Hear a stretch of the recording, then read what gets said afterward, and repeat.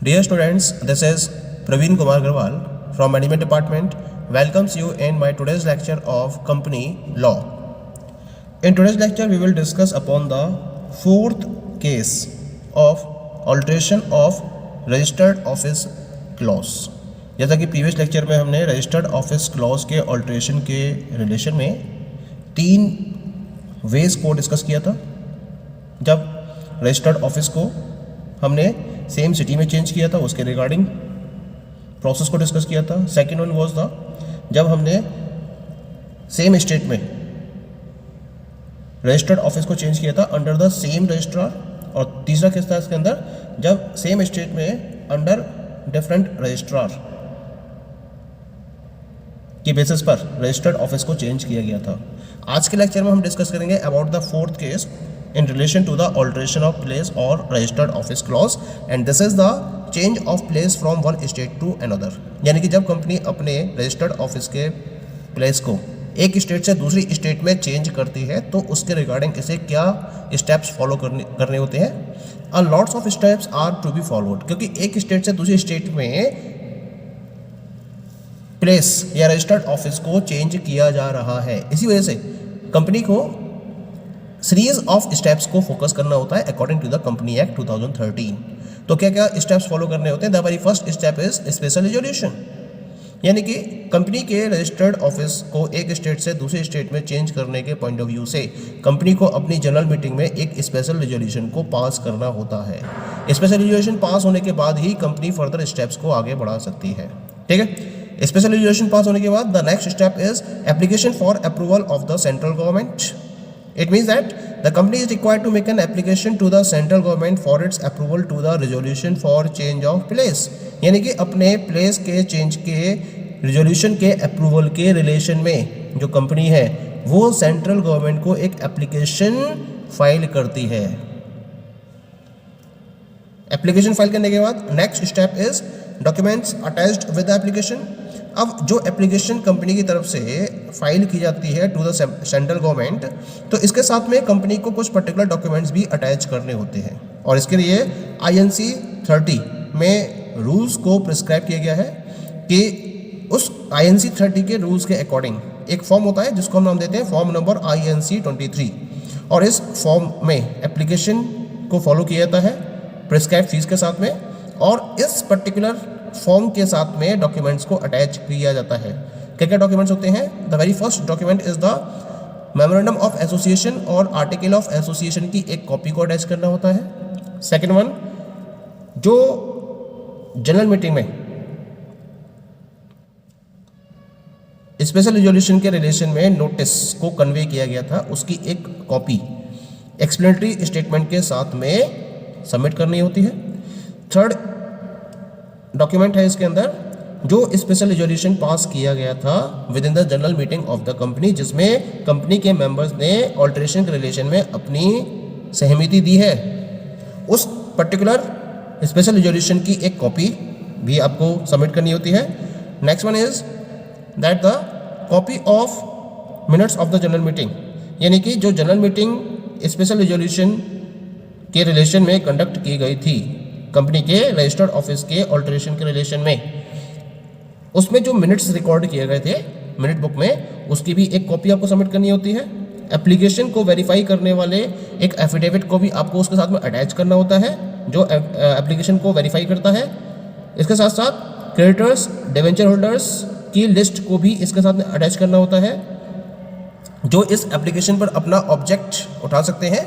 उन particular creditors और debenture holders की लिस्ट को भी इसमें अटैच किया जाता है, ठीक है, जिनके इंटरेस्ट कंपनी के साथ में जुड़े होते हैं।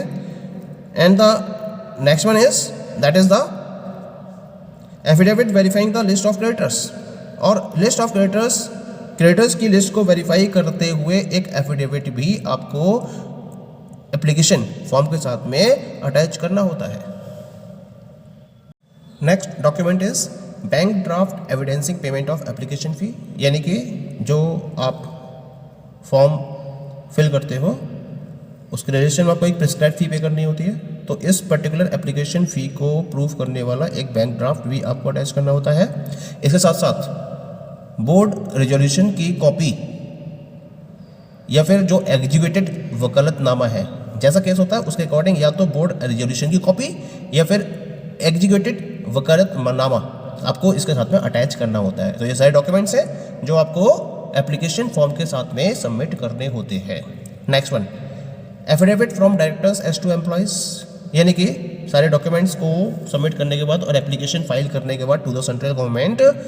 नेक्स्ट वन इज द एक एफिडेविट और अटैच किया था इस एप्लीकेशन के साथ में, और ये एफिडेविट कंपनी के एम्प्लॉयज़ के रिलेशन में होता है जो कंपनी के डायरेक्टर की तरफ से फाइल किया जाता है, और ये प्रॉपर्ली इंफॉर्मेशन प्रोवाइड करता है कि अगर कंपनी के रजिस्टर्ड ऑफिस को एक स्टेट से दूसरी स्टेट में चेंज किया जा रहा है तो जो उसके एम्प्लॉयज़ हैं उन पर इसका कोई इफेक्ट नहीं पड़ेगा, किसी को भी जॉब से नहीं निकाला जाएगा। ठीक है, इसको क्लैरिफाई करते हुए ये एफिडेविट कंपनी के डायरेक्टर को इस एप्लीकेशन फॉर्म के साथ में सबमिट करना होता है। Next one is the filing copy of the application to the registrar and CS of the state. Application की एक कॉपी जो है वो कंपनी को रजिस्ट्रार और स्टेट के चीफ सेक्रेटरी को भी सबमिट करनी होती है जहां कंपनी का रजिस्टर्ड ऑफिस सिचुएटेड होता है, यानी जिस टाइम पर कंपनी एप्लीकेशन को फाइल कर रही होती है और जहां कंपनी का ऑफिस सिचुएटेड है उस स्टेट के रजिस्ट्रार और चीफ सेक्रेटरी को एप्लीकेशन की एक कॉपी कंप्लीट एनेक्स्चर के साथ में सबमिट करनी जरूरी होती है। ठीक है, next step is keeping creditors list at registered office and its inspection, यानी कि जब कंपनी अपने रजिस्टर्ड ऑफिस को चेंज करने की एप्लीकेशन फाइल करती है तो उस समय उसे अपने जितने भी क्रेडिटर्स की लिस्ट है उस लिस्ट की एक कॉपी अपने रजिस्टर्ड ऑफिस पर रखनी जरूरी होती है, और कोई भी पर्टिकुलर पर्सन जो कंपनी की इस लिस्ट ऑफ क्रेडिटर्स को इंस्पेक्ट करना चाहे वो उसको इंस्पेक्ट कर सकता है, लेकिन जो कंपनी आवर्स है उन्हीं कंपनी आवर्स में इस पर्टिकुलर लिस्ट को इंस्पेक्ट किया जा सकता है। जो उसके वर्किंग आवर्स है कंपनी के, उस वर्किंग आवर्स में कोई भी पर्सन आ सकता है और कंपनी के क्रेडिटर्स की लिस्ट को प्रॉपर्ली इंस्पेक्ट कर सकता है। ठीक है, next one is the advertisement of application. इसके बाद कंपनी क्या करती है, हियरिंग की डेट से 14 days before INC 26 form number को फॉलो करते हुए एक न्यूज़पेपर में एप्लीकेशन को प्रॉपर्ली एडवर्टाइज करती है कि इसने अपने रजिस्टर्ड ऑफिस को चेंज करने के लिए एप्लीकेशन फाइल कर दी है। इसकी कॉपी इसे एक न्यूज़पेपर में प्रॉपर्ली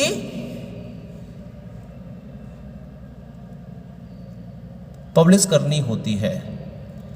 ठीक है, और जो पब्लिशिंग की जाएगी जिस न्यूज़पेपर में, वो न्यूज़पेपर उस पर्टिकुलर लैंग्वेज में होना चाहिए जो कंपनी के रजिस्टर्ड ऑफिस की डिस्ट्रिक्ट की वर्नैकुलर लैंग्वेज है, यानी कि जो रीजनल लैंग्वेज है उस रीजनल लैंग्वेज के न्यूज़पेपर में आपको ये एप्लीकेशन के नोटिस को पब्लिश करना होता है।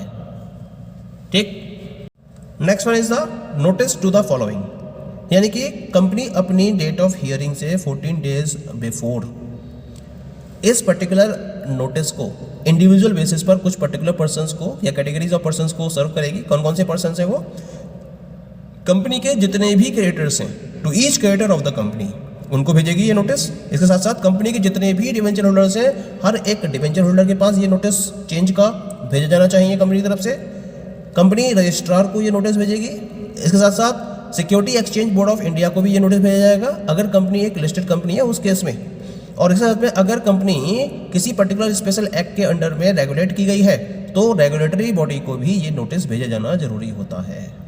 ठीक है, नोटिस सर्व करने के बाद next step is followed by the company, that is sending copy of the objection. अब जब नोटिस भेजा गया है तो इनमें से क्या होता है, कुछ पर्टिकुलर पर्सन्स को ऑब्जेक्शन हो सकता है। अगर किसी भी पर्टिकुलर कंसर्न पर्सन को जिनको नोटिस भेजा गया है, सर्व किया गया है, किसी भी टाइप का कोई ऑब्जेक्शन होता है तो इसे कंपनी रिसीव करती है और फिर इस ऑब्जेक्शन की एक कॉपी को इसे डेट ऑफ हियरिंग या से पहले या डेट ऑफ हियरिंग वाले दिन इसकी एक कॉपी सेंट्रल गवर्नमेंट को अवेलेबल करानी होती है। That is the most case for the company. Next one is the hearing and consideration of application. जब copy of objection central government के पास पहुंच जाती है और जिस दिन हियरिंग का टाइम होता है उस दिन सेंट्रल गवर्नमेंट क्या करेगी, एप्लीकेशन पर अपनी हियरिंग यानी कि अपनी कार्रवाई शुरू करेगी। ठीक है, अगर कोई भी ऑब्जेक्शन किसी पर्टिकुलर पर्सन की तरफ से आता है तो फिर गवर्नमेंट उस पर्टिकुलर ऑब्जेक्शन को भी प्रॉपर्ली कंसीडर करती है और ये देखती है कि कोई भी पर्टिकुलर अफेक्ट जो पार्टीज हैं जो कनेक्टेड हैं इससे, उनके इंटरेस्ट पर इसका कोई भी अफेक्ट ना पड़ रहा हो। यानी कंपनी अगर अपने रजिस्टर्ड ऑफिस को चेंज कर रही है तो इसके चेंज होने की वजह से जो कंसर्न अथॉरिटीज हैं, जो इसके साथ में कनेक्टेड अथॉरिटीज हैं, उनके इंटरेस्ट पर किसी भी तरीके का कोई भी अफेक्ट नहीं पड़ रहा हो। अगर पड़ रहा होता है तो उसके रिगार्डिंग प्रॉपर रेगुलेशंस गवर्नमेंट की तरफ से फॉलो किए जाते हैं।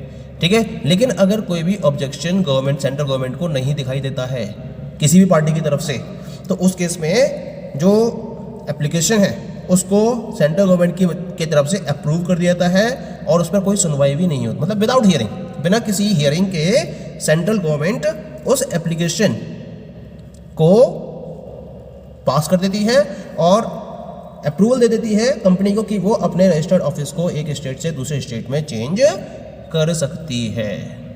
ठीक है, लेकिन ऑब्जेक्शन नहीं होना चाहिए। अगर ऑब्जेक्शन होगा तो उसके रिगार्डिंग पहले प्रॉपर ट्रीटमेंट गवर्नमेंट की तरफ से दिए जाएंगे, उसके बाद ही सेंट्रल गवर्नमेंट की तरफ से परमिशन दी जाती है।